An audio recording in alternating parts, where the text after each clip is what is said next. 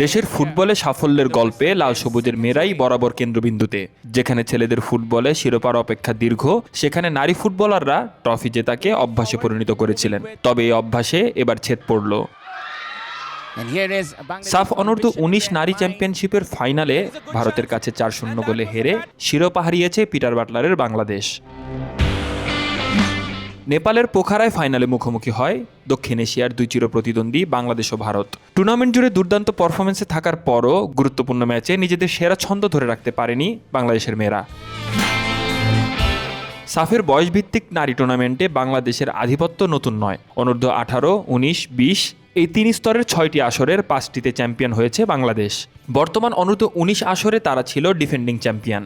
এর আগে ৪ বার এককভাবে এবং একবার ভারতের সঙ্গে যৌথভাবে শিরোপা জিতেছিল লাল সবুজের প্রতিনিধিরা। এই টুর্নামেন্টেও ফাইনালের আগ পর্যন্ত বাংলাদেশের যাত্রা ছিল প্রায় অপ্রতিরোধ্য। শুরুতে ভুটানকে ১২-০ গোলে উড়িয়ে দেয় বাংলাদেশ। এরপর ভারতকে ২-০ গোলে হারিয়ে শিরোপার দাবিটা আরও জোরালো করে। শেষ লিগ ম্যাচে স্বাগতিক নেপালকে ৪-০ গোলে হারায় বাংলাদেশ, যেখানে আলপি আক্তার করেন হ্যাটট্রিক। তবে ফাইনালের মঞ্চে সেই ধারাবাহিকতা আর ধরে রাখা গেল না।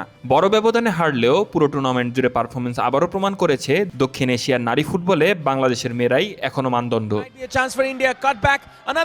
শিরোপা হাতছাড়া হলেও এই প্রজন্মের সামনে আরও বড় সাফল্যের দরজা খোলা। সেই ইঙ্গিত দিয়ে শেষ হলো পোখারার ফাইনাল। শাহরিয়ার বাঁধন, স্পোর্টস 24 BD।